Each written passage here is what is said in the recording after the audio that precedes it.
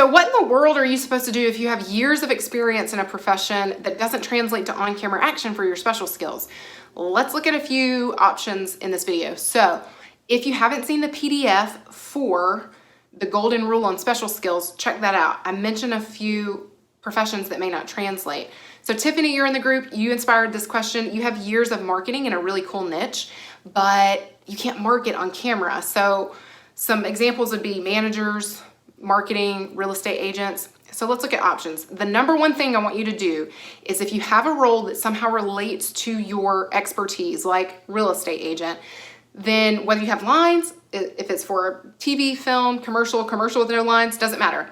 If it has anything to do with you being a real estate agent, at the bottom, at least on Actors Access, there's a box that casting directors typically open up called submission notes. What's that for? It is only for the express purpose of giving them more information they may not already have, especially from your resume, about why you would be a good fit for this role. So you would put, I have 25 plus years of real estate agent experience, or I have 15 years experience of being a real estate agent for, maybe it's commercial, or get specific, or for this price tier home and above. I don't know how all that works. I'm not a real estate agent, but that's what the submission notes box is for.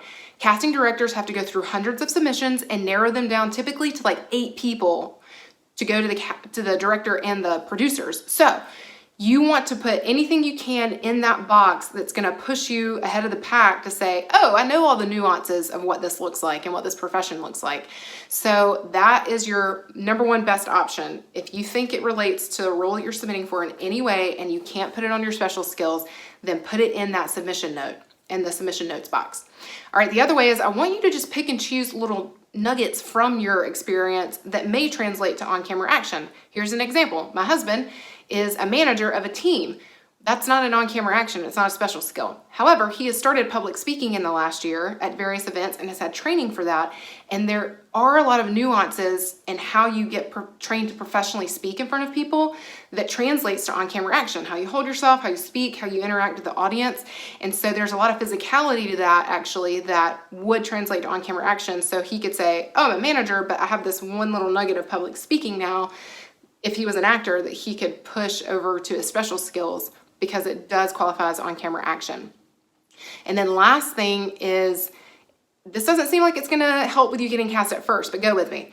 You could also look at using your years of experience to be a script consultant. So let's say you are a doctor or a lawyer and you know somebody is writing a script, or you start networking with filmmakers in your area saying, hey, if anybody's looking for Tiffany, let's talk about your experience. Someone who has years of experience working with art, I'm your girl. Let me know if anybody needs help with that, any screenwriters need help with that to make sure everything's accurate. Then, oh, hey, it comes time to cast the role and you're submitting for it. And they're like, what? Tiffany, you're the one that helped us with this. We didn't even know you were an actor. Or maybe if they did know, but then they're thinking, if you're not like, oh, I'm also an actor, but you just submit for the role because you know when it's going to be cast, or auditions are coming up, then they already have a working relationship with you. So it's really good networking if you can figure out a way to use your expertise to help screenwriters and filmmakers in the area make sure their scripts are accurate by being a consultant. And then, hey, when it comes down to cast, you're already on the brain.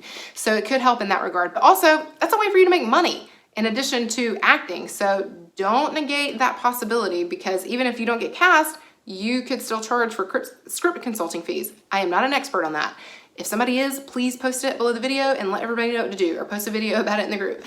All right, so those are your 3 ways. The number one thing I want you to do though is focus on listing your years of experience for any related role in the submission notes box on your casting profile if it's available, because that's what it's for.